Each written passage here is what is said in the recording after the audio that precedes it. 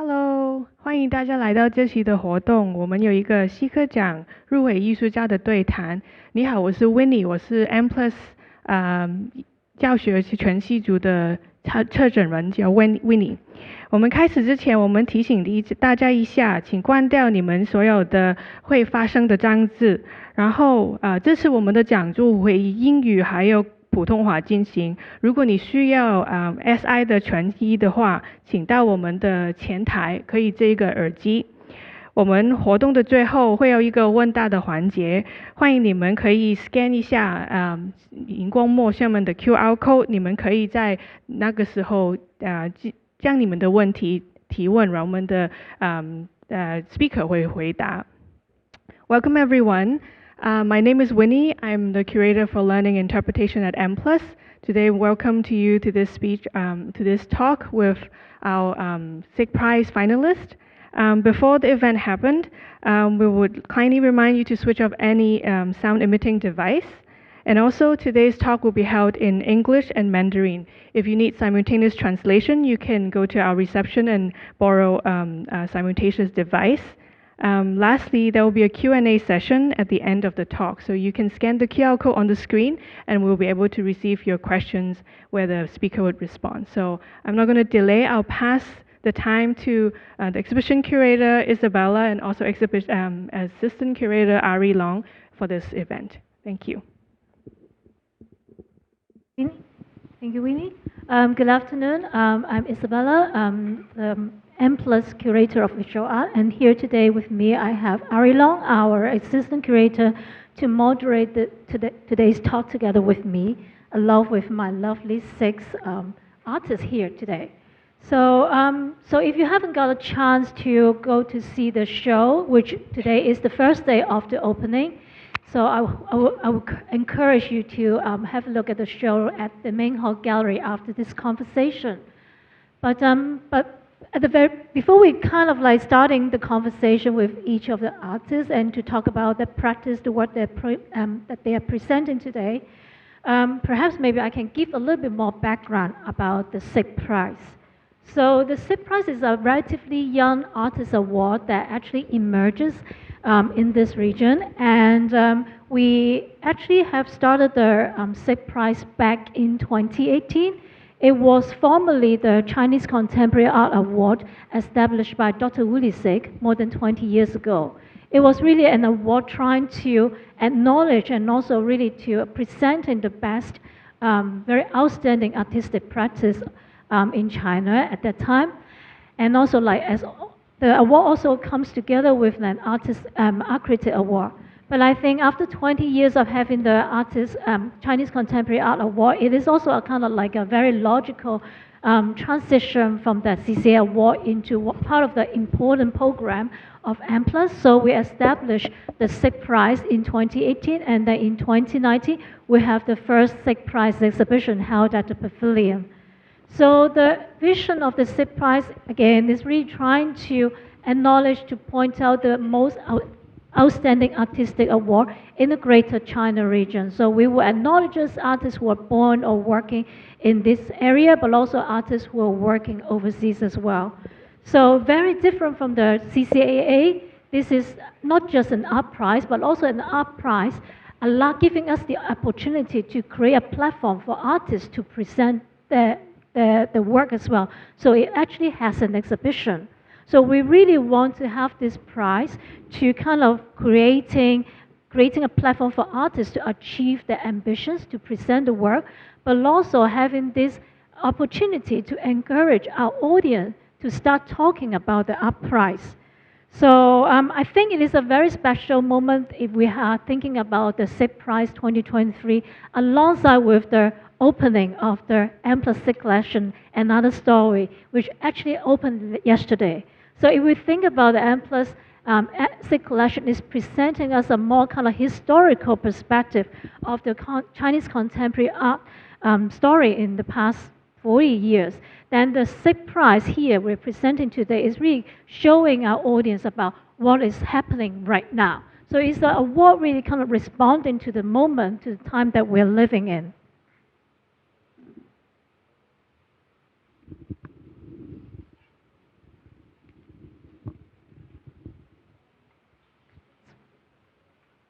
So here is showing you like the Sigg Prize. When we had the Sigg Prize before in 2019, it was at the M+ Pavilion, and it was a relatively small exhibition space, like 400 square meter.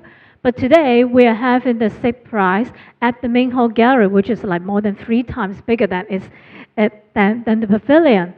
And at this time, the 6 shortlist artists, they were selected by a panel of 6 international jury. And it really kind of like looking into the most recent practice in the past 2.5 years, and to select them. And then we're also having this more than 1 year conversation with each of the artists, thinking about what they are wanting to achieve, and also kind of developing the new work together. So we actually kind of together coming. That's why today that we are presenting 6 projects in the main hall gallery. So for the 6th presentation that you will see in the main hall gallery, we are having 3 brand new work that they are made by Trevor Yeung. That he's kind of like his presentation is really kind of inspired by the quarantine and the segregation experience to create this immersive installation. And Miao Ying, her work is very kind of closely connected with the AI and the Stockholm syndrome, talking about like the psychological condition about it.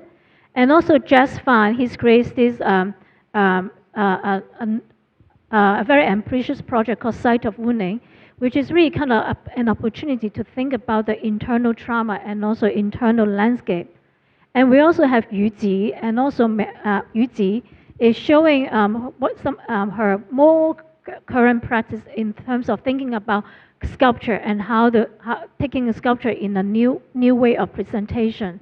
And also Wang Tuo, he's presenting a very ambitious video installation telling a very complex story of the East Asia history in the past 100 years. And last but not the least, we also have Xie Nanxing. He's showing this one painting that has 3 panels, really kind of reflecting his ongoing investigation and questioning about the fundamental theory about painting. So here with me, I would love to introduce each of our artists to you today. So next to me, we have Miao Ying. She's a media artist based in New York. She's one of the earliest artists who really kind of look into the internet culture and have been working with, and her recent practice really trying to incorporate machine learning and live simulation to explore about technology and also daily life.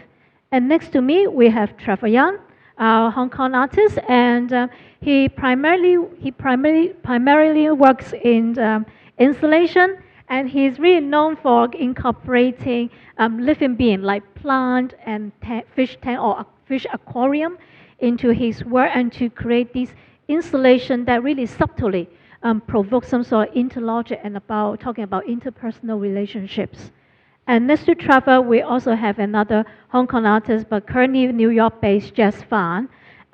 He is known for employing a lot of organic material to create biomorphic sculpture and also installation that examine about the very complex idea of sexuality, gender, race, and species to challenge about the oppositional concept and also binary way of the thinking. And next to Jes we have Yu Ji, an artist from Shanghai, but she's now living nomadically into different places. She primarily works in sculpture, but more and more in recent years, she also combines performance and also video work in her practice as well. And then next to Yu Ji, we have Wang Tuo. He's a moving image artist currently based in Beijing, and his films really try to examine about our life, myth, and also cultural history, and also a lot of her work really try to thinking about the intertwined connection of them, and also weaving this very complex and ever-evolving story as well. And last but not least, we also have Xie Nanxing, Beijing-based artist, primarily and mostly work in painting. His practice is really thinking about fundamental question about painting itself. So without further ado, we'll just start with the conversations. Hello.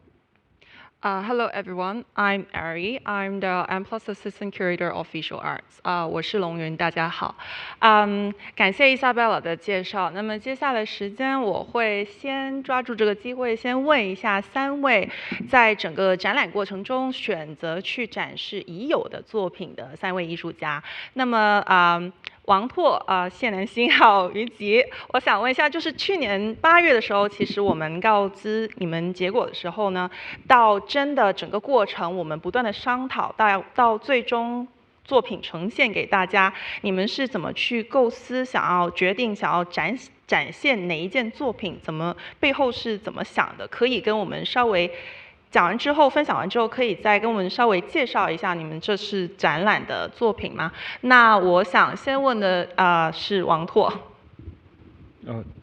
Hello 大家好。这次展览这个作品叫东北四部曲，然后这个东北四部曲其实用了之前挺长时间。2018年我2017年回国，然后又回到我老家，在中国东北，在长春，然后从2018年到2021年，这用了4年时间做的一个作品。其实一开始本来没想展这个作品的，本来一开始也想展一个新的作品，但是那个新的作品因为今年3月份也在香港展览，时间有点近，所以后来就选择了一个已经完成的作品啊。然后这个作品其实就是简单来讲就是可能很多这个启发点是出于我对我的这个家乡的一个，因为这些年我其实很早离开长春，然后去北京，然后后来又出国生活了好多年，其实这个期间一直在不断的往返于国内国外之间，然后所以在这不断的这种来回之间，其实对自己家或者说对整个中国的这个状况有了一个和以前不太一样的一个认识和体验，然后整个这个作品可能就是想透过我的家乡来重新来认识一下中国，然后后来在创作的过程当中又意识到可能以中国为代表的一种比较有代表性的一个关于整个东亚的一种现代的一种困境，所以这是一个既关于历史又关于此时此刻现在的一个作品吧。那么这4件作品东北4部曲，你可以分别介绍一下，就是故事梗概一下4件作品，它大概讲的是一些什么内容？我就只能很简单说了吧，因为确实里面就是线索特别复杂。第一件作品其实是基于2018年的时候，中国发生了一起暴力案件，叫张克户复仇案。然后这个案件其实不知道大家熟不熟悉，因为这个案件其实当时在中国引起蛮大的反响和争议的，很多人都在讨论这个事情。就是因为一个农民工，他叫张扣扣，然后他小的时候，然后他在村子里目睹他母亲被村子里几个人打死了。然后后来，但是当时由于一些法律上的漏洞，那几个人也没受到什么惩罚。然后后来这个张扣扣就是也是，就离开家乡了，和我差不多，然后在外漂泊了很多年。然后，过了20多年之后，他又回到家去把那几个人杀死，就进行一场这种等待了20多年的复仇。所以其实当时这个事情就给我这个震撼，其实就是在大家围绕这个事件的讨论上，因为从这个事件讨论可以看到一种很有意思的一种矛盾感，就是一方面就是大家会觉得，我们现在已经是一个有着现代法律体系的一个国家，然后这种暴力事件我们当然是不允许的，然后但是另一方面，很多人又从心里又觉得啊，张扣好像是一个我们中国传统历史当中的这种传统的一个很典型的一个英雄形象，而且这种英雄我们已经很长时间不再有了，所以这两种看法看起来很矛盾，但是其实我觉得这两种很矛盾的这种认识，其实恰恰印证了一种就是中国在近代的这种高速的发展过程当中，其实所引发的一些所谓的那种现代性的断裂的那种后果，也就是说中国近代的这种启蒙运动，然后其实它经历了很多挫折，然后和自己的这种自身的这种儒家的这个传统，其实中间本身就是有很多矛盾，这种矛盾其实一直没有通过启蒙运动来调和成功，所以在这个东北四部曲的第2部里面，其实整个这个时间线索就被拉回到1919年的5四运动，也就是我我们被认为是中国的这个民主革命的开端，或者说启蒙运动的开端。然后在那里我就想通过一个当时五四运动时候的一个唯一死掉的一个学生叫郭清光，他是个北大的学生，然后他在这个他想通过他的视角来重新来反思这个五四运动到今天中国的这种遗产。然后就是整个这个项目当中比较最长的一个作品叫《通古斯》，这个作品也相对最复杂。然后这个作品其实严格来讲是我创作整个东北四部曲的时候，在我还不知道要做什么的时候，其实就已经有的一个想法，就是关于我们家就是发生在长春的一个历史事件。然后这个事件其实在中国一直是不太被允许谈论的一个事件，因为它在历史上其实确实比较敏感，是1948年国共内战时候的一个事件，叫长春围城。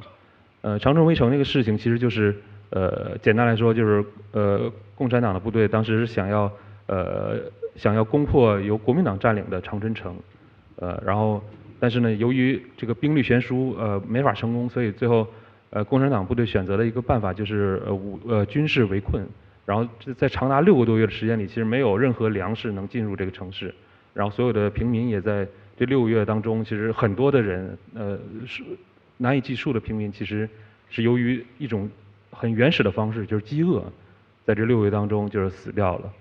然后，当然这个事情其实看起来有点遥远，或者说其实因为它太敏感了，其实现在很多中国的朋友可能都不知道历史上曾经发生过这样一个事儿，但是这个事儿其实跟我自己的关联蛮大的，也伴着我成长。其实我的爷爷奶奶、姥姥姥爷都是这个事件的亲历者，然后他们年轻的时候，其实都是都是从那几个月当中熬过来的，所以我从小就总听到他们讲起来，就是说48年的时候那几个月的那种痛苦、那种饥饿的感受是什么？所以我就在想，这个作品、这个历史，比较敏感，到底该怎么去介入它、去创作它？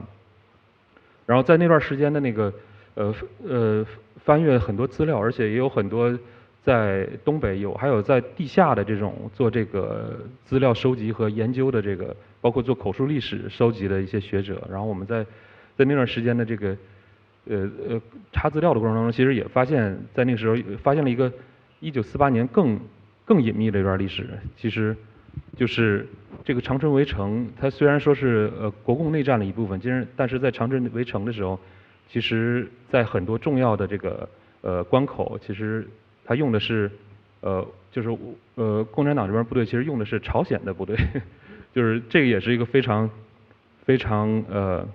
难于启齿的一个历史史实。因为之所以用朝鲜部队的一个原因，就是因为他们发现用中国的东北的那个4野东北野战军去围困长春的时候，因为都是中国人，而且都是老乡，所以其实因为同族之间的怜悯，很难这个去成功的执行这个很残酷的命令。所以后来他们选择用异族部队，就是中国的那个部队当中，其实有一个秘密的朝鲜独立师，然后这个朝鲜独立师来围困的时候，其实就像是一个人造的巴别塔一样啊，部队和平民没法交流，而且也没有这种同族之间的怜悯。然后所以我第3个片子就是从这个2个朝鲜士兵的角度来进入这个整个的故事。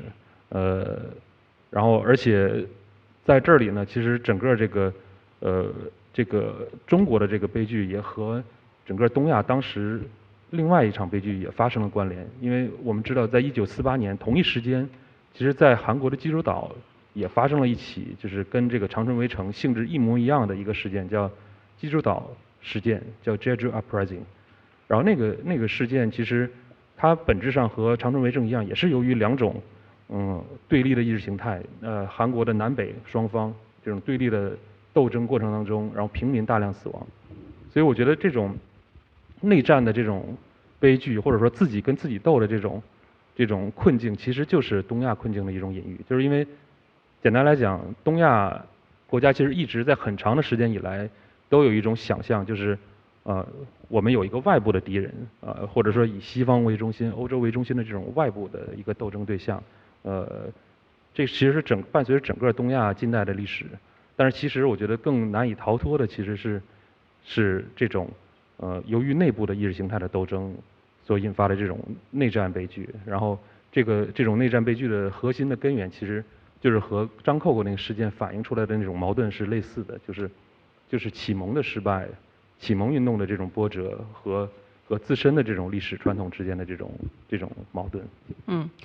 非常深入详细的一个介绍。那其实我们到时候我们待会儿再回来再问一下，可能你是怎么去考量这7个屏幕4部影片的一个展示方式。那么接下来时间我会问到谢南星老师，就是在这次展览当中，您是在我们沟通的过程中，您是非常果断、快速的决定了要展这一件作品，其实它是3连一件作品《剔牙之歌》，您可以稍微跟大家介绍一下吗？对，你们好，其实就是这几张画怎么说呢？就是其实因为绘画嘛，因为对我来讲，它就是一种视觉交流，它是视觉给人的我觉得是一种视觉阅读嘛。然后这个阅读和人之间的那种联系，我觉得是最紧密的，也是最直观的一种体验。如果比如说我就在想，如果比如说我把这个话题如果讲多了，其实也会因为绘画不同于别的叙事，不同于这种影像，就是比如说它这种有叙事的影像，因为绘画它可能它就是阅读，然后它里边也包含有一些图像，或者甚至有一些图像的一种被分解的状况。然后所以说我就在想，这几张画真的特别不容易说，没事，也可以跟大家讲一讲，因为当时我们您决定了展这3件作品的时候呢，包括墙体的颜色，您是特别有要求的。为什么会选择用到如此嫩粉的颜色？跟您做这3件作品非常饱满颜色其实是有一定的冲突，但我也知道您这样做选择背后是有一定的想法。怎么说？对他那个比如说选择这个比较粉的墙，其实它是更接近于那个皮肤的颜色，它还不算一种粉，它算一种皮肤的颜色。然后它因为这3张画其实关系比较强烈，然后它在视觉上非常非常强烈，然后呢它也是跟人的那个状况有关系，所以说我就在想，他们这种之间的对比其实是非常有讽刺性的。然后这3张画其实它也包含着某种讽刺，但这个讽刺呢，就是它只是在视觉上你可以找到，对。然后我觉得再具体讲下去，我觉得这种画因为绘画对我来说，要叙述一个绘画是太困难了。然后特别是绘画不需要它没有答案，就是它不需要还原一些元素，它不需要你知道 ABCD， 然后你就读懂了这幅绘画。我是这么想的，就是。所以呢，我可能就没有太多可以分享，对不起，谢谢。好，那么到于吉，在这次展览里面你挑选了4件雕塑相关的作品，其中有一件 Jaded Ribs 是现场在地性元素非常强的。您可以给大家介绍一下，就是你当时怎么去决定一起去展示这4件作品？那么这4件雕塑作品之间的关系是什么呢？就是虽然这次展出的作品都是也不能算是已经完成的作品，其实只能说他们是曾经已经出现过，在不同的空间里出现过的作品。因为这几年的创作，我基本上都比较着迷于就是去不同的空间，然后根据现场的实际条件以及现有的空间属性，去在地创作。所以在展厅里面出现的这4件作品就刚才 Aaron 提到的这件大的吊床，它其实第一次被展出是2021年在伦敦Chasenhall 的个展上。那这件作品也是当时为了那个展览，先去现场考察了3个月，然后在地创作完成的。然后这一次在M+ 的展览里，我想说可以有机会有这样的机会，可以在不同的空间再一次把这件作品给陈列出来，因为它需要整个团队的合作，然后它又是一件和整个空间以及整个展出的所在场地、所在城市紧密相连的作品。那我觉得也从侧面也可以是比较真实的一个我目前创作的一个状态的呈现吧。谢谢。好吧。So next I will also kind of like asking question to Trevor. Because I know Trevor, Jes, and also Miao Ying, they are the 3 artists who are very brave to make 3 new works in this exhibition. So I just kind of want to know more about what is the decision when you hear this opportunity and you also very instantly feel like you want to do a brand new and make something special for the M+ for this show. So what is your decision behind and why you are presenting this work? Yeah. Hello. Hello. So actually, when I received the nomination, or when I was shortlisted, I was thinking about what I can do for what kinds of work that I want to show in this the exhibition. And I just think of like we have been experienced like a few years of the lockdown or during the pandemic, and some of my previous work is quite related to that kind of emotion that we are all experienced, particularly like in the typhoon in 2018. So actually the Mr. Cuddles is the work that inspired during the typhoon period that we are staying at home waiting for things to be done, to be solved. So, and in a way that, because during the pandemic I have to travel for a few times to work in overseas. So I experienced a few times of the quarantine and also the way that when we have to get back to Hong Kong to queue up for the test in the airport and waiting and get into the hotel room for quarantine for a few weeks. So for me, I want to, and I think this is kind of important as like a history of Hong Kong that we, or not only Hong Kong, but actually a lot of people have been like handling this problem or quarantine in the hotel or have the lockdown at their home. So that's why I think that is the best moment for me as like a person who experienced that and to make this work and connect with the people who have been or didn't experience the lockdown before. So if we can also kind of very quickly look at the slide, because the representation also includes like a transitional moment from like the very bright room into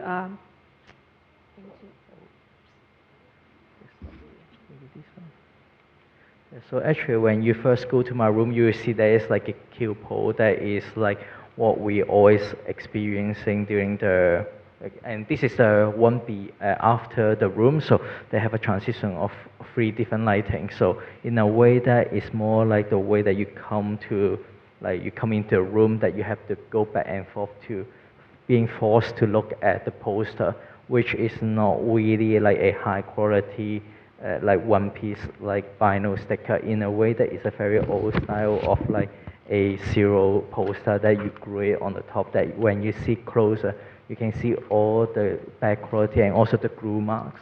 So somehow it's like they have that kind of emphasizing the way that you get like back and forth with the whole duration, or somehow you will get bored or you're getting annoyed. But this is the thing is, if you can choose not to go to that room, but there will be you miss the things inside the room. And at the end, when you are passing the room, you go to another way of another queue. But this is a kind of relatively faster, because when people choose to leave, they leave faster than they choose to come here. So at the end, there's also a work that I did before. It's a series of work called Light Mushroom Column. And those are inspired when I was like start to travel for work, and also when I was young, that the light lamp to keep us accompanied. and in a way that is kind of like physical loneliness, but also mental, prepared to be alone. Yeah, so just an experience. Thank you. So next, I'd like to talk to Ying. This time you're showing the pilgrimage into Wang 12, and I know this is a project you've been working with in the past 4 years. And if I'm correct, this is the first time you're showing the entire project very holistically, completely here at M+. So perhaps you can walk us through a bit more about the project. Sure. So I have been working on this project called Pilgrimage into Wang 12 since right before COVID, and that was the time that I actually was working under art fellowship. It was together with the computer scientists from Cornell University. So I had this opportunity to. That was the time, I think, before this whole AI like blowouts right now. So it was actually at the very beginning, I was interested in, AI, and then those computer scientists who are, had already did a lot of research in the field of AI. So it actually took like 3 months for them to really give me like basic idea of training and big data. So anyways, so what the first chapter is the honor of the shepherds. So the shepherds were. So I wanted to have this.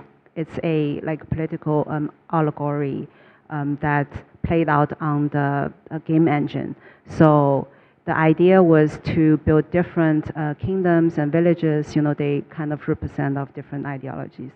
And so we started from the Wang 12, and the first chapter is to kind of design this imagined village that people had. There is a superpower, is a power stone. It's in the center of the village, and then the village is guarded by those AI shepherds. And I think really I think for me, like the first chapter is about who shepherd the shepherds.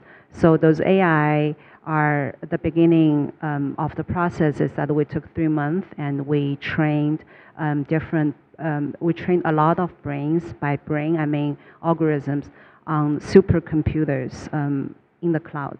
And so what we did is that we feed the AI with big data of how human move, and we wanted them to eventually to march like an army.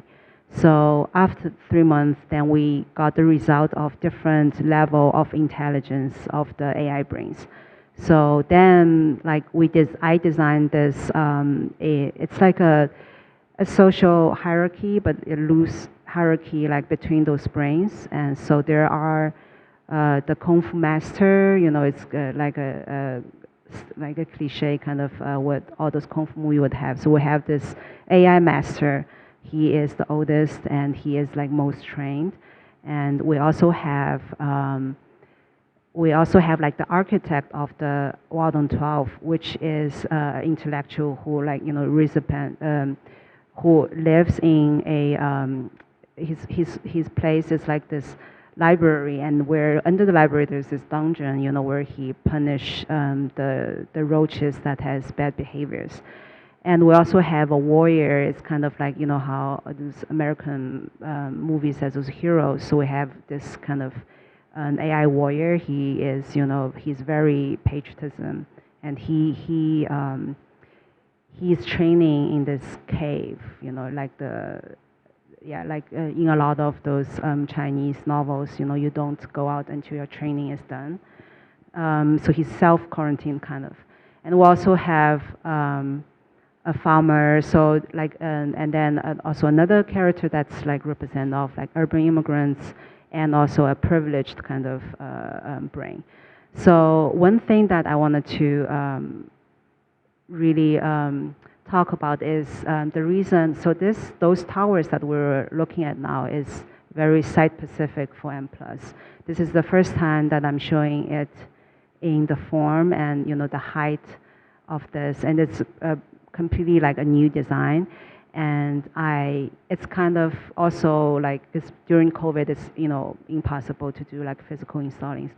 but the way that the towers are torched is echoes to the very early process that when we were training the brain and when they were feeding me what is AI and all that, and I felt like it is so abstract, and I always wanted to I wanted all those digital and monitors like to be connected with the physical world that we are having, and I always felt like it has to be something it's dangerous and it's fire.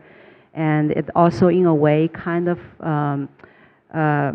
says that the brains are being trained differently, at different levels. Some are burned. Maybe it's overly like trained too much, and some of them are little bit less. And they are also chained kind of together with this dog toys, dog training ropes. Which is a hint of how they're, shepherds of AI. And the chapter 2, which is also showing at the gallery, is a film that's directed completely by AI. And then I will have the AI to write the script first. It's a story of this. So one thing that I forgot to mention that the main character in the project is there's a cockroach. So I feel like this cockroach is a metaphor for us because there's a lot of us, and we leave trace online, and it's a metaphor of big data, and and it's really easy, cockroach, like one roach is gone and no one's gonna notice.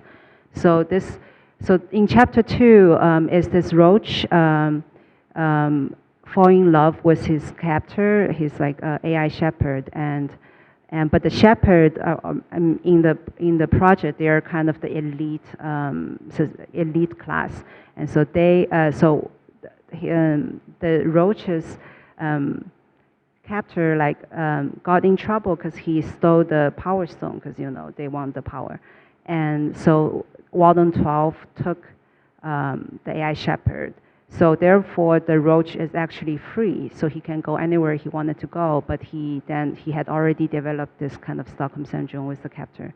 So she decided to save him, and because it's written by AI, and it was last year, and all this Bitcoin thing was going on. So the AI wrote, the roach decided to save the AI by doing the digital indulgence. So he has to go to a Bitcoin mine, which is in another kingdom called Kingdom of Nostalgia. And so there she starting this adventure, and that's the story of chapter 2. And those chairs that we're seeing at the gallery, they're actually the indulgence that the AI wrote. It, in a way, I think, for me, it was a sweet spot last year, because it was not that in chapter 1 that we didn't try to do machine learning writing, but at 2019 it was not ready because it's not cohesive at all, and it's very short. So we've been like checking on ChatGPT at the time, GPT at the time, like 0.1, like every 3 months, and we're trying to have it write something. And so eventually, like last year, it's starting to have this cohesiveness and can write a loose story. So that's the chapter 2, and I felt like it was when the kind of the AI is interesting enough. It's like when you sit down and watch the movie, you at first, because it sounds like a native speaker, like you can't tell that if this is a real story or not. Then it goes to like what you can see, like in the middle of that mural, there is a power stone that's actually, the AI said it's a burrito from Mexico, and it's surrounded by asparagus and bacon, etc. So you sit, you watch it, and sometimes it brings you out. You're like, okay, I'm being food. This is like written by not human. So chapter 3, I took the commission, and I really wanted. I feel like our relationship with AI, if like chapter 1 is very experimental, it's life simulation, and when it was not really being discussed. And chapter 2 is, chapter 2 was also before, everyone was using ChatGPT. And so a lot has happened this year, and in the end of last year, all of a sudden, this ChatGPT had a big breakthrough and it can do really well. And everyone was using it. So I felt like, so my fellows, my computer scientist fellows has been telling me, they were like, because we have been, working on this for 4 years, and I was like, wow, like this is, we kind of see this coming, but then it all happened really fast. And so they told me this term in science is called the black box, which means that when the input of that box and the output come out, that even the people who designed it doesn't understand. So because all this neural network learning is like too complex, and so it become very opaque.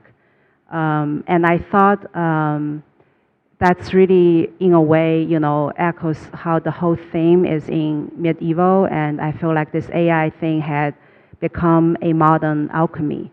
So in chapter 3, I wanted to have really make the AI behind the scene, in this black box. So the chapter 3 has the website, which is the core of my practice. I always started my project from the website, and it's always the last thing to finish. So it's like a canvas for me if I were a painter. And there's also there's a barcode. If you scan, it will bring you to the App Store. So the App Store, in the App Store, you can download the app. So you will. It's a first-person experience app that you were born in this dungeon, and then you walk out and you walk into this tunnel where the Bitcoin mine was, and then you finally enter this portal, and that which is the gate of Wang Tuo. And then when you walk around, because there's many ways that you can explore the village. So as you walk, you will hear this, fighting sound, and you see those magical, special. You see those magic effects, that it's digital assets that people use often in those medieval games. You can cast a spell, and it also depending on the how powerful you are. So the fact the way that it is you kind of see it, it's like fireworks, right? There's there's spells casting like in different locations, and sometimes it looks busy, sometimes it's more quiet, but they're actually results of their brains. Those trained brains from chapter 1, they're actually fighting on the back. So they triggers those different effects of the magic spells. I think, yeah, like to me, I think chapter 3 is of kind of like trained and burned, and they become opaque. Yeah. Thank you. So we also have Jes. You are making a project which you have been continuing since 2020, Site of Wounding. So perhaps you can walk us through about your project. So Sites of Wounding comes from, I guess the entire project came from me being abroad since leaving Hong Kong when I was 20 years old. I grew up here and I moved to the States when I'm 20. And observing the kind of seismic political and also social tectonic shifts that's happening within the society of Hong Kong. So the genesis of the project came from that. And the way I began to understand these changes within the society was actually going back to how Hong Kong was named, and how those names always have a relation to a native species in the biosphere of Hong Kong. So the first chapter was actually during Basel. this year in 2023. And that was based on Ma Si Fan Bui, which is type of bui hao. Well, like a pearl, oyster pearl, a pearl oyster. And that, from that animal, I started uncoupling it with its Hong Kong's moniker of Pearl of the Orient. And that's chapter 1. And then the chapter 2 starts with the agar wood, which Hong Kong, as we all know, is called Fragrant Harbor in its direct translation. And that actually came because since Song Dynasty, Hong Kong was a huge port for trading incense. And both species actually shows, both species only become generative or productive or have economic value once it's been injured, once they endure a sort of a foreign object that's being embedded in their body. So this project, Sites of Wounding number 2, chapter 2, I thought it's a great timing right after Basel to make this new body of work in Hong Kong specifically, because I don't get a lot of chances to show here since I'm based in US. Yeah, and oh yeah, and actually the other thing about the project is I went through the kind of psychology of the plant, I guess, that how do I locate a type of trauma that's within my body, I guess, as someone who's not conforming in so many aspects of society, and the kind of trauma that's compressed within my body, how my body keeps its score, and how I can, I guess, in a way, try and materialize it and export it through doing a CT scan of my body, and then printing, you know, muscle segments, or like the smaller piece over there is actually the kind of brace of my ankle, and then this piece that's closer to our view right now is actually my entire right leg, and segmented in muscle groups. So I remember at the beginning we were talking about this project. It was quite a different project that you were thinking about. You were so ambitiously, almost kind of thinking to build a laboratory within the space. And then like sooner or later, as we've developed, and then you're kind of like thinking more about like this internal landscape, that the project actually has changed quite a lot from that moment onward. Could you also kind of talk a little bit more about this idea and how that it comes from?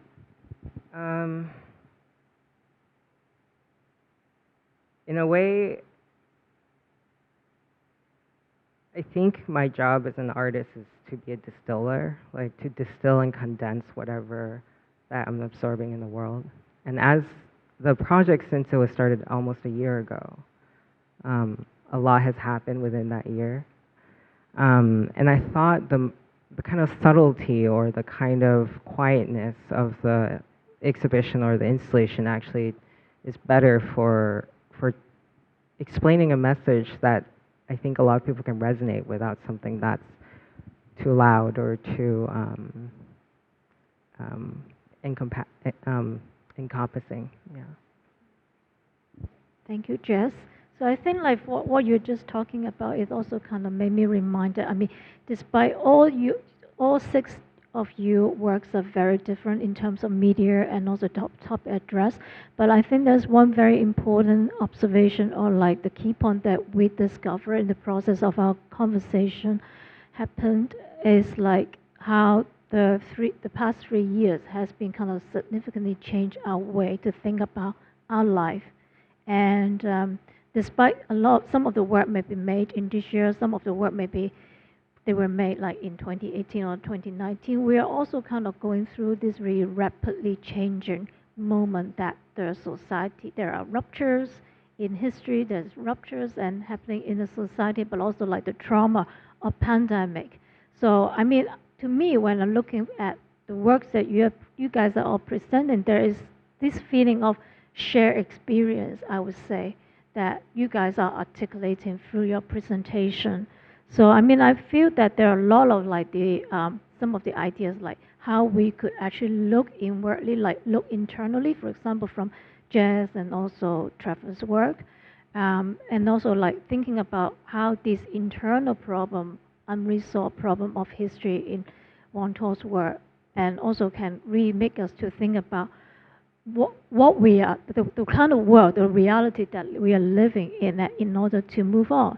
So I think this is some very interesting insight as we are kind of developing this project together. Yeah, and then that's why we actually kind of come up with a few of the keywords when we are approaching you, when we are making the video for these exhibitions. Yeah.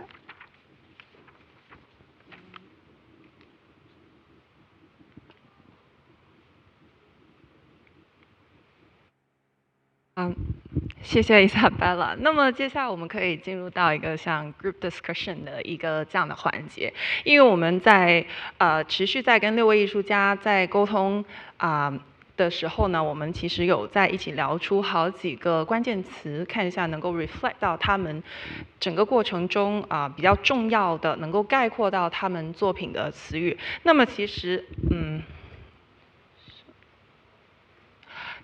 我想先问一下在我看来，其实我觉得苗颖的作品和王拓的作品，他们共同都有在探讨一个关于历史、现在、未来的一个关系。那么苗颖刚才有分享到，像他其中 Chapter 1在讲牧羊人的时候，其实大家如果去到现场可以知道，这6个是 life engine， 他们在持续的不断在进化。那么他们进化的那个基础的数据，其实是艺术家这边给到的嘛。后来你有在讲到，有在一个interview 里面有讲到一个关于历史或者信息这样子的一个概念，我觉得非常好。我希望在这里跟所有观众分享一下，然后也希望你能够再讲讲里面你对它的理解。苗颖有说到说the first generation AI was fed by the very original information, but there's some kind of like risk and potential danger that the second generation, what kind of information they will be fed, and whether it's still the original information or it's the information being like process or filtered by the first generation. 那么有讲到我2个艺术家一起问，因为我觉得你们探讨的那个点会有一点像。那么到了王拓这一边，其实你也是在不断的在处理一些跟历史文献资料信息非常相关的一些东西，像这东北4部曲，它本身是4件作品。一般来说，以前您展示的时候，其实是4个不同的房间，或者是用单屏、双屏、3屏这样的展示。但是在 M+ 的这次展示当中，你首次把4部作品当成是一个 installation， 那么给到大家的感受是更像是给出了一个在历史长河之外的一个视点，去观看这个历史的变化。那么我觉得这个也是非常有意思的。我觉得2位可以稍微讲一讲你们对历史信息这些不断的在更新、不断在发展，在我们尤其现在日新月异的那个社会，然后受到这么多冲击的时候，你们怎么去看这个事情？对于你们来说，这可以跟大家分享一下吗？苗颖先吧。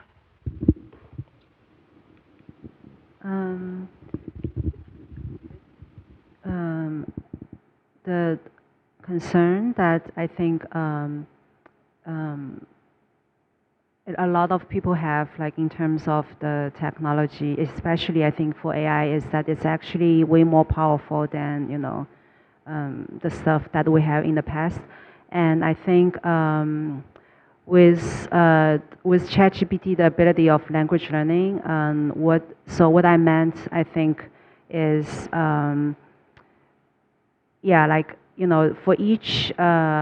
for each generation, are they trained on the data that was already generated, by AI, or it was actually trained on fresh new data from the internet?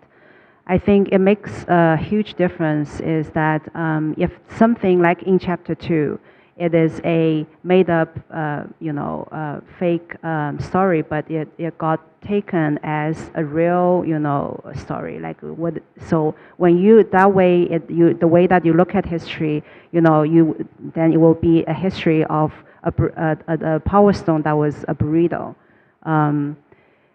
That's, I think, what I meant, you know, like it can actually make the history and the future pixelated. It's kind of, it's like vague, you know. Yeah. OK，那个这什么来着？问什么来着？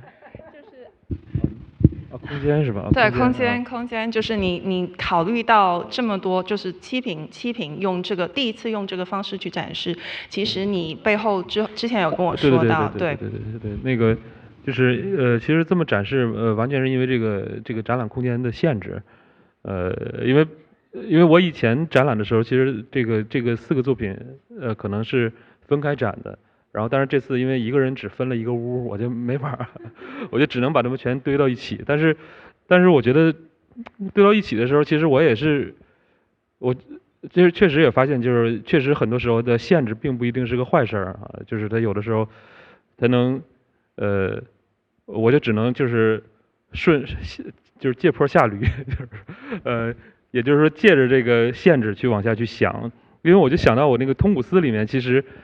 我改写了陶渊明的那个一个故事，就是《桃花源记》很有名的那个《桃花源记》。这《桃花源记》那故事讲的就是一个打鱼的人在山里迷路的事儿，所以我就想，因为整个这个作品其实本身里面的线索、时间线索很复杂，就是很错乱。它也本身这个里面的故事也不是一个线性的一个讲述的故事，它也是很多东西好几个时间点、时空交错在一起。所以我就想，就这种。就是这种感觉，其实我就想把它想象成像是一个在游览山的一个感觉，在山峦间游览的感觉。就是你一进到这个展厅里的时候，你可能你不需要就是专注在某一件作品里面，然后你可能一打眼一看的时候，可能是一层层层峦叠嶂的这种感觉，就是一层一层的叙事向后铺开，然后你可能在这面走路的时候，可能就会像是那个渔人一样，就会迷路。然后可能会错过很多风景，但是也有可能会在某一处站一下，然后看和某一个作品当中的某一个人物或者某一个时代某一个故事发生一些对话。然后我觉得这种感受其实它就是一种印象，这种印象其实就是像是替代了一种很复杂的对中国的一种感觉，或者对整个这100年的一种感觉，就是你也说不清楚，你也没法很理性的给它。总结出来，但是它是一团，印象的一种集合，但是如果你能有时间坐到那儿，可能，每个作品戴着耳机来重新看一遍的话，可能就需要好几个小时的时间，但是可能那就是又是另外一种体验了，所以我觉得它可能这次展览就是借着这次的这个空间上的一种限制，但是当然空间我觉得本来已经特别好了，就是特别高，而且。空间也很方，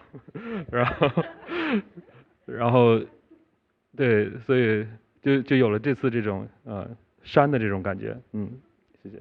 那你说的这个山的感觉，其实也是一层一层，然后像余震也是一层一层。包括你在通古斯里面有一句话讲到你对时间历史的理解，我也觉得非常好，也希望在这边给大家再分享一下，就是说到历史是非线性的，它像是大雨滂沱时池里那池泛起的涟漪。我觉得涟漪跟余震，包括你在考虑怎么去布展这。像山峦一样层层都是非常相关的，你跟大家再深入讲讲余震这个 keywords。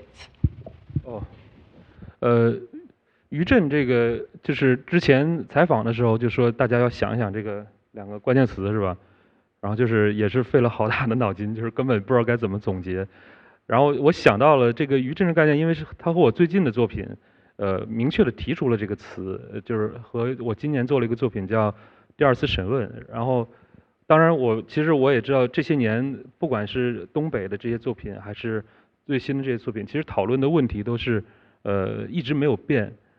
余震这个词最开始是怎么就是来到我脑海当中？其实就是我记得可能是前年还是哪年，然后看新闻说中国哪儿发了一场地震，然后那场地震也很大的一场灾难，但是他说地质学家说这场地震其实。并不是一个新的地震，这场地震是一个200多年前的一个地震的余震，就是所以我觉得当时那个概念给我很大冲击，我觉得哇，就是如果我们人生活在此时此刻的时候，其实我们根本没法意识到，就是我们脚下的这个地震可能和200年前其实是一个东西，我们只不过是在这个200年之间，我们没有这么长的这个生命的这个长度，我们没法体验到，所以由这个余震的概念，我就想到了，就是那比如说，五四运动是不是也是一个漫长的地震呢？就是五四运动，我们在课本当中说的是五四运动是1919年5月的那几天，可能就3、4天的时间就结束了，或者历史上还有个大五四，大五四指的是整个所谓的新文化运动的10几年时间。但是如果说我们回头看五四运动之前人们想象的那种关于民主革命、关于启蒙的这种诉求，在今天有没有达到？如果没有达到的话，这个五四运动是否它就没有结束呢？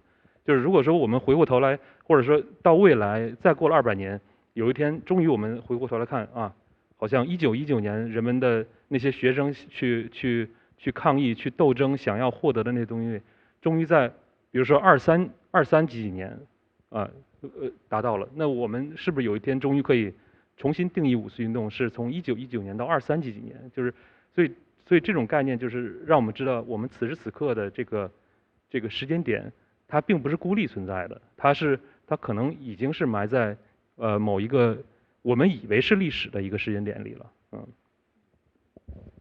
谢谢。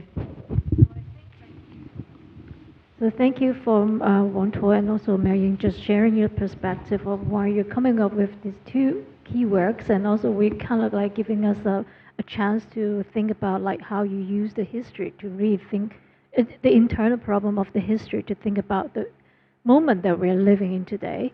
But I think shifting from the history, we can also kind of look from another perspective, like coming from our own personal experiences. So I mean, the next question I actually want to throw it to Yuji, Jes, Trevor, and also Xie Laoshi. It's really about like you guys, the keywords that you're coming from. Like Yuji, you talk about sculpture because this is one of the core practice of you, and also like recycle, and it's also kind of really reflecting your current status of kind of reciting and living in different places. So how you really kind of pushing the idea of what you can do with the sculpture. And then with Jes, you've been talking a number of the times about like the internal landscape and also internal trauma in order to think about like your role, your identity as well of coming from Hong Kong, and also in responding to the social and also the environment around. And then like Xie Laoshi, your work very straightforward, like talk about struggle. Like it on one hand is like you're also giving us, as we were trying to struggle, how you are, the messages you want to convey through your painting, but at the same time it's also kind of another struggle, I believe, is really kind of coming through from the experience during the lockdown as well. And also Trevor as well, you talk really kind of explicitly about like the experience of your quarantine and how this sort of experience really kind of thinking about review ourselves, this experience, and also the interpersonal relationship. So there's a lot of like personal element in terms of you guys thinking about moving on and responding to the moment that we are living in. So could you please a little bit explain more about your idea to these, your responses to these keywords? For example, maybe Yuji.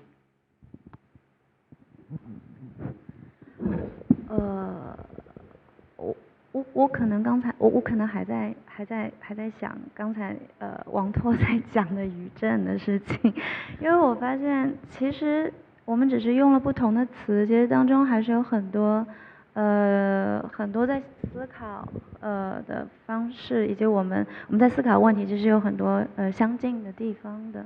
就像你刚才在解释那个余震这个词是从哪里来的，然后你看到那个新闻之后，你对你的那种震动，包括刚才提到这个关键词，我当时给的是雕塑，还有sculpture，还有 recycle。我觉得首先雕塑，我当时想的是，我想要很直接很明了的词，而且它的确是时不时的，它是一个非常重要的一个形式也好，一个介入方式也好，是我在面对创作的时候一直在思考和使用的。然后 recycle 其实它也可以被理解成是一种不断的一种不稳定的、不断重复的，然后甚至是自我推翻的，不断变化的。它可能也是可以把它放到一个非常漫长的时间线里面，但它同时也可以变成一种非常个人的一种实践吧。那对我自己来说，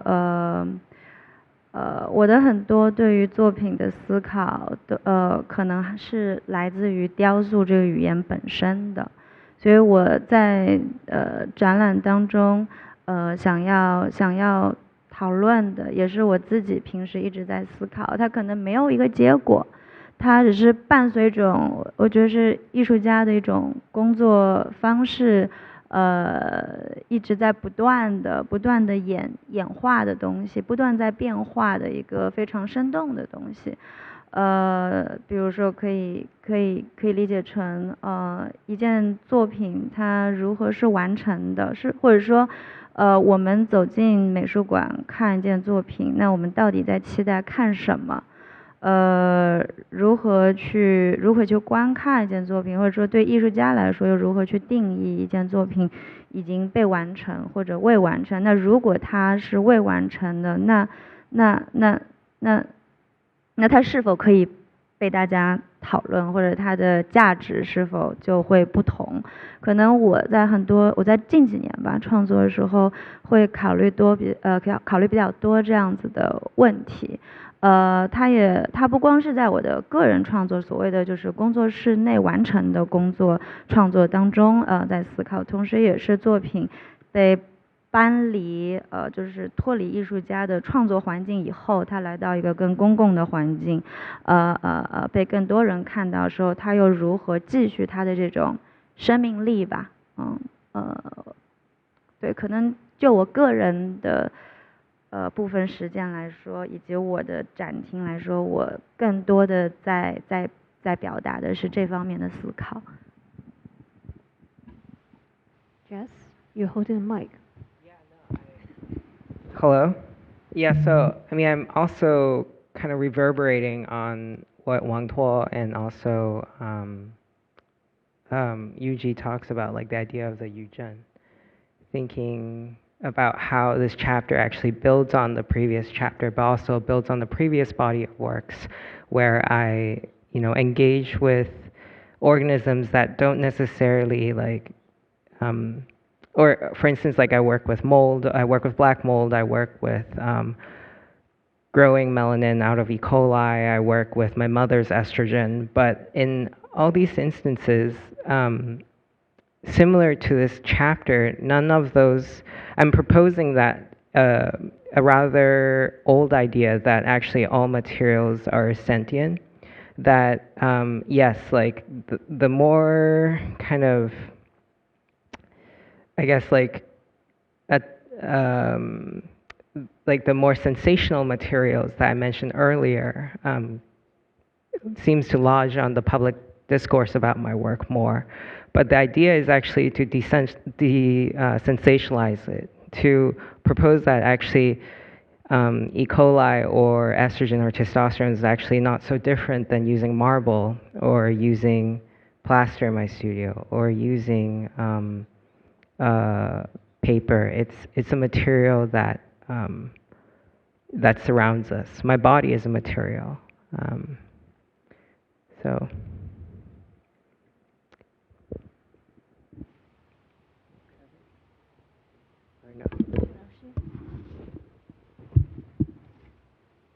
对，我觉得他们已经讲的故事都挺多的，因为作为绘画，我还要讲什么呢？就是我还能把绘画里的故事给大家讲，比如说这里边有什么画了什么形象，它比如说里边肯定有关于大便的问题，但是我再继续讲下去，我觉得这故事呢就和他们的故事串成了一个，就是一出比较逗笑的剧。所以说呢，因为他们的那个，他们比如说讲历史讲的是特别认真的，是特别大历史的那个观看方式。然后我呢是一个比较幽默的，甚至对有点黑色幽默的那个作品。所以说呢，其实这中间我觉得还是大家观看它，我觉得跟它直接发生一种阅读的关系，那我觉得是最重要的，就是对。因为它那个绘画没有特殊的语言向你传达，特别是没有编成文字的语言向你传达，它只能通过你的体验和视觉和你在上面感受到画家的方方面面的气质或者是特征，你能去辨识。反正它是一个50对50的一个这样的关系吧，就是交流关系。好，谢谢。Trevor. Hello, sorry. I think I feel it's quite interesting when we put all the keywords like onto the screen and we all review and we are talking about that all together in a way that when you guys ask us to look for keywords, we think about it individually and we don't know each other what is the keyword is. And in a way that when we start to talk about that, you can find out that actually some of the keywords, they can build up the whole story together. And somehow they are helping each other in a way that, or maybe very particular, like I talk about review and move on, maybe the struggle is before the review. So I think some of, just like the aftershock is also the same of like how we are seeing the things and what is the things that we are really want to, or not really want, but we are planning to do it in the show and show it to the audience. And I mean in a way that I think it's just being a good way to like having each other, and particular our work is very different in a way of like the medium, even though it's like a very intimate or materialized, it's just like the material that you use and the material that the one that I use is like ready-made material in a way that is something that you can find someone something that you like have look at it in a daily life, and it's a way that and even you just like the objects that you put in your work, somehow you find that oh maybe that one is connected to another work and it become a platform for all of us to kind of like looking at each other. Yeah, I think that is kind of cute. Not cute, but No, but I think you really kind of point out because when we were asking you this keyword, it also kind of because I mean unlike different kind of thematic exhibition we've been doing, like the Sigg Prize is kind of a challenging one in its own way because artists, you guys are all doing very different type of work, and issues that you guys are acknowledge could be very diverse. But I think like in this process of like thinking much deeper through these keywords, I think there's a very interesting commonality that we can really try to connect you guys together and how they really resonate in like the idea of aftershock, struggle, review. It really kind of responding to that how you guys in the past few years really kind of keep thinking this question really robustly internally and as a way to kind of like perhaps it's not answerable but as a clue for progressing to the new stage. So yeah. So to this end, maybe I'll just kind of try to open up the floor for some of the questions that we received.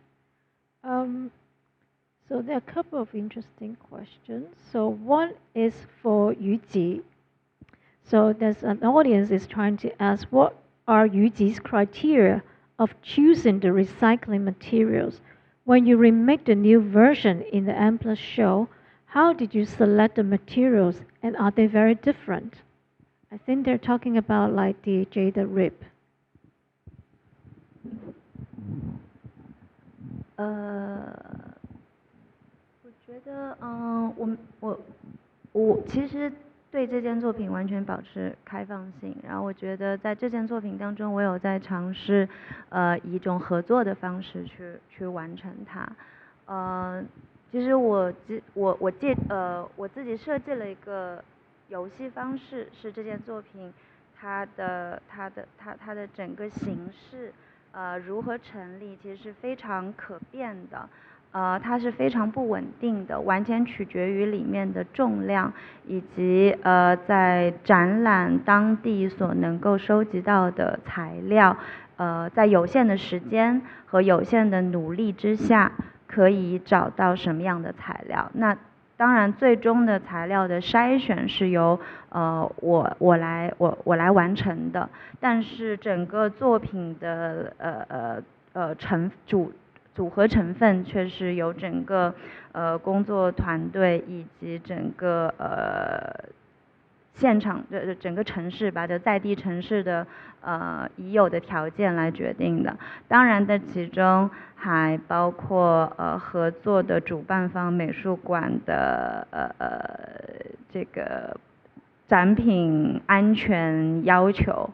比方说像这次的这件作品，就我在开幕时候有被一些朋友问到说，他们觉得因为我在阐述的时候说这些是建筑材料，是废弃的建筑垃圾材料，但是有朋友问我说，哎，那些材料看起来很干净，不太像垃圾。我说，对啊，就是上一个版本比这个版本要更乱更脏一点。然后因为整个美术馆的安全机制要求非常高，然后对所有的材料也进行了非常专业的消毒工作，所以大家看到的在香港的这个版本就是非常真实的来自于香港的在本地完成的这样一个样子吧，对。所以我觉得，这也是我当初在提交方案的时候，有想过，然后最终我和整个策展团队决定完成这样子的一件作品，对。I think there's another question is for 谢老师，对。对。我们的观众还是非常希望能够听您说多一点。现在的我们收到蛮多问题的，现在的媒介种类繁多，那么绘画因为我们知道您一直是坚持作为一个画家，就是坚持在这种媒介上，那么绘画在表达的方式和空间对您来说足够吗？我们应该如何观看您的绘画作品？其实怎么说呢，就想怎么看怎么看呗。对，因为绘画也是这样的，它有一个状况就是，它就呈现在那儿了，这就是我的作品。然后呢，因为它的形态和它的全貌就在上面，然后观众来看的时候呢，其实自动带有很多的，就是它的观看角度，然后呢，甚至是他每个人不同的那个经验，或者是对艺术的经历，或者是他看过的。比如说绘画的那种经历，然后他会把他们自动的怎么变成，其实他自动会设定好几个系统，比如说比如说有的画的时候，他说他自动归类到他曾经看过的别的绘画里去，然后他就会形成很多很多的那种就是定式，然后我觉得对。所以说观众其实，比如说我跟观众呈现任何作品，其实观众也会按定式来，就是快速的去征服它。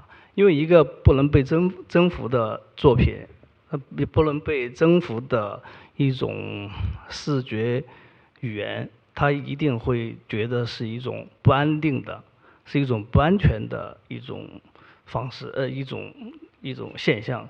所以说呢，我觉得这个里边比较好玩的就是观众其实参与度，其实在我的作品里边，我觉得是我其实挺感兴趣的，就是对，因为我提供什么，其实观众不一定会按我的方式去看，然后呢，我也不希望就是有一个模式让去观看作品，其实他可以按各种方式看，对，这就是我。然后呢，在这个我觉得绘画呢还是有很多可做的，因为它就像写作一样。你说写作，其实大家也都很熟悉，其实他的工作还是依然其实还是有机会的，他不断的会有机会，但是呢，只是说确实被那个挤压得特别厉害，绘画也是一样的，对，所以说这个工作呢比较好像是非常局限，但是呢也有可能有机会，但是不一定，就是我试试吧，就是。其实有一个观众想就是 follow up 你刚才的那个说的东西，因为他看过你在2018年的一个展览，然后他觉得就是当时候如果你的作品是在反思绘画还有绘画的历史，那这一次你展出的作品就是好像就是要毁灭绘画，所以他因为你把你的绘画就是你的作品譬如为一个 visual 的 trap， 还有就是好像一种不思考的一种排斥物，所以为什么呢？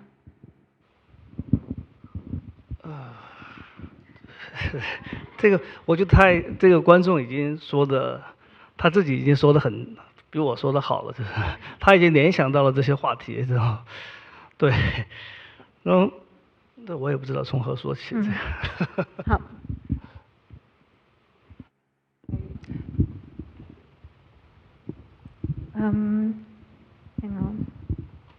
喂，那这样子吧，就是刚好我们其实稀客展览里面也有您的三联画，然后那是非常早期的，然后刚好稀客奖也有3联画是 capture 到你捕捉到您最近期的一个创作，或者您就说一说这两幅之间大概跨越了20多年吧的一个变化。对，然后这次看到那个就是收藏展，然后新的轮换，然后我就看到了我过去的作品，然后对我来说，其实它真的已经很陌生了。然后，因为它和我现在的作品那个风格变化其实比较大，但是还是有一点最基本的东西，就是，但是你们不能觉得这两种作品它有一定相似的气质吗？对吧？如果那点气质是我的，我就觉得那你们可能早就联系了。比如说那个对光的那个对兴趣，其实在这2个系列的作品里边依然存在，只是他们的那个呈现方式可能真的发生了很大的变化。对。Because I also have a question to Miao Ying. There's a question audience is asking, the characters' action on the films, they are not recognizable. It's like no plot can be identified. How good do you think the game engine present the AI written play? So the film is not a live simulation. The film is pre-recorded. It's like a video. What the AI made was the script. You know, there's 6 chapters on the film. How good do I think the game engine represents AI play?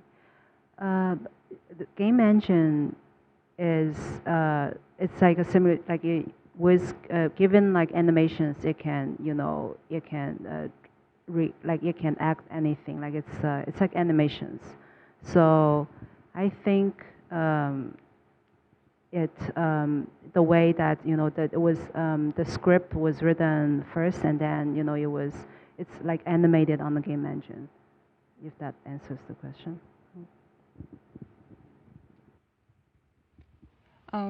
谢谢苗颖。这有个问题是给到王拓的，你好像引用了 Chris Margaret 提的循环叙事结构，你觉得历史是无限循环的吗？你觉得你对历史是悲观的吗？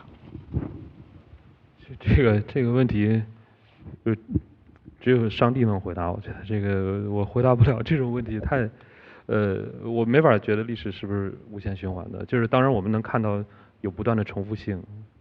对历史是不是悲观的？我觉得整体来讲不是悲观的。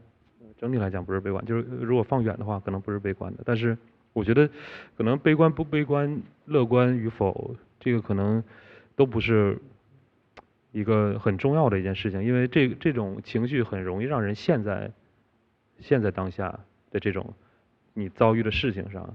我觉得我在那个通古斯里面，就是也借用那个老年书生说了一句话，就是引用自《左传》的，里面就说的是不慕往不敏来，也就是说不要太羡慕过去，也不要太期待未来。其实这句话解释的是一种，就是这不光是中国的知识分子，可能全世界的知识分子一直以来都会有一个问题，就是可能会觉得自己所处的时代永远都不是最好的时代，可能永远都会想，我们如果能回到民国会多好，或者我们如果能回到文艺复兴该多好，就是总会想以往的某一个时代，或者期待未来的会更好。但是事实是，你在你现在所处的时间里，你是没法逃离的。你能做的也不是乐观和悲观，你能做的只是想办法去解决一些问题。然后这样的话，对，就我觉得可能这是唯一能做的事情吧。Yeah, I think we can actually take one more question.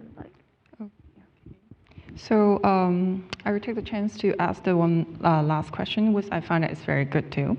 What's the experience staging artworks in the Sigg Prize show? Did you, the artists, have a chance to exchange any new thoughts after seeing others artists' artwork? 就是这次在希克奖展览的经验作为艺术家、参展艺术家，看到同为参展的其他艺术家的作品，你们有没有一些机会去交流，或者有没有看到他们作品之后有没有产生一些新的想法？Can I give this chance to Jes?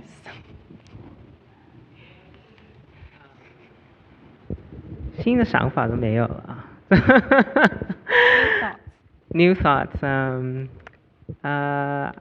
I think, I mean, Trevor said it quite elegantly earlier that somehow, despite making all the work in separate continents and different lines of inquiry, we all almost end up at a similar place of thinking of the aftershock of the tears that COVID had posed on the social and political fabric of our society, and you know, where do we go from here, I guess. Yeah. Anyone else? Anyone want to respond to this meaningful question? 其他人还有吗？